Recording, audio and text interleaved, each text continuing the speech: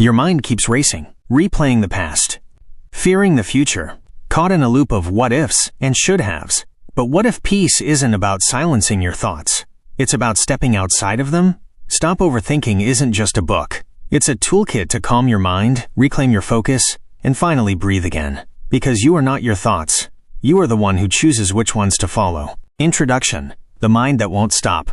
You're lying in bed, exhausted, but your mind is wide awake, replaying conversations, imagining worst-case scenarios, questioning every decision. That's overthinking. And Stop Overthinking by Nick Trenton is your guide to breaking free. A wandering mind is an unhappy mind. This book isn't about silencing your thoughts. It's about retraining your brain to stop spiraling and start living, calmly, clearly, and consciously.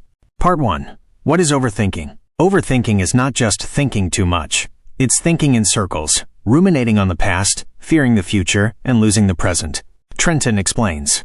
Overthinking is often a symptom of anxiety. It creates the illusion of control, but leads to paralysis. It's fueled by fear, perfectionism, and emotional avoidance. You can't think your way out of overthinking. You have to feel your way through it. The cost of overthinking. Overthinking affects every area of life. Physically, fatigue, insomnia, tension. Mentally, indecision, distraction, burnout. Emotionally, anxiety, guilt, shame. Socially, withdrawal, conflict, disconnection. It's not just a bad habit, it's a mental trap, and escaping it requires awareness, tools, and practice. Part 2. Awareness is the first step. Before you can change your thoughts, you must notice them. Trenton introduces the concept of the ball of awareness. When you're lost in thought, your awareness is trapped inside your head. But when you focus on your senses, your awareness returns to the present. You are not your thoughts. You are the observer of them. Part 3 to 7. Core techniques to break the cycle. 1. The 5-4-3-2-1 grounding method. This sensory-based technique helps you shift attention from your thoughts to your surroundings. 5 things you can see, 4 things you can hear, 3 things you can feel, 2 things you can smell, 1 thing you can taste. When your mind is racing, bring your awareness back to your body. 2. The counter-belief experiment. Behind every anxious thought is a limiting belief. Steps. Identify the belief, e.g., I always mess things up. Ask, is this 100% true? Replace it with a more empowering belief, e.g., I've made mistakes, but I've also grown. You don't have to believe everything you think. 3. Worry postponement. Instead of trying to stop worrying, schedule it. Set a 10-minute worry window each day. When anxious thoughts arise, tell yourself, I'll think about this later. Most worries lose their power when delayed. You can't eliminate worry, but you can contain it. 4. Journaling for clarity. Writing helps you process emotions and interrupt mental loops. Try brain dumps, gratitude lists, what's the worst that could happen exercises. Writing slows down the mind and speeds up insight. 5. Breath awareness. Your breath is your anchor. Practice box breathing, inhale, hold, exhale, hold. 4-7-8 breathing. Simply noticing the rise and fall of your breath. When you control your breath, you calm your nervous system. 6. Thought labeling. Instead of getting caught in thoughts, name them. This is fear. This is judgment. This is planning. Labeling creates distance, and distance creates freedom.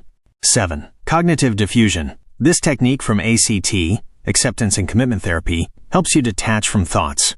Try saying, I'm having the thought that my mind is telling me. You are not your thoughts. You are the space they pass through. Part 4.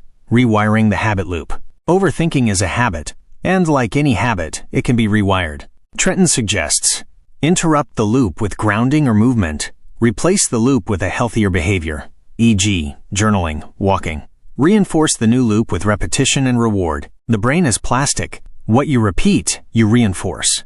Part 5. The 4 A's of stress management. To manage stress, the fuel of overthinking, Trenton introduces the 4 A's. 1. Avoid. Step away from unnecessary stressors. 2. Alter, change your response or environment. 3. Accept. Let go of what you can't control. 4. Adapt. Reframe the situation with a new perspective. You can't always change the situation, but you can always change your relationship to it. Part 6. Lifestyle shifts that support a calmer mind. Overthinking doesn't just live in the mind. It's influenced by your body and environment. Trenton recommends 1. Move your body. Exercise releases endorphins and clears mental fog. 2. Prioritize sleep. Lack of sleep amplifies anxiety and weakens focus. 3. Limit digital overload. Too much screen time equals too much stimulation. Create tech-free zones and time blocks. 4. Set boundaries. Protect your time, energy, and mental space. A cluttered life creates a cluttered mind. Part 7. Emotional mastery. Overthinking is often a way to avoid feeling, but healing begins when you allow yourself to feel. Trenton encourages naming your emotions, sitting with discomfort, practicing self-compassion. You don't need to fix every feeling. You just need to feel it fully. Final takeaways. Stop Overthinking is not just a book. It's a toolkit for emotional freedom. Here's what Nick Trenton wants you to remember. Overthinking is a habit, not a personality trait. You can't think your way out of anxiety. You must feel and act your way through it. Grounding, reframing, and mindfulness are your allies. You are not your thoughts. You are the one who notices them. Peace is possible, and it begins with awareness. Closing words. You are not your thoughts. You don't need to silence your mind. You don't need to control every thought.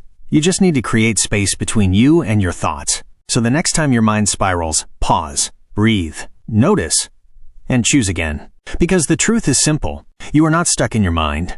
You are the one who can set it free. Thanks for watching Audio Mentor, where every book brings you closer to a better you. If you found value in today's summary, don't forget to like, subscribe, and turn on the bell icon so you never miss a chance to grow.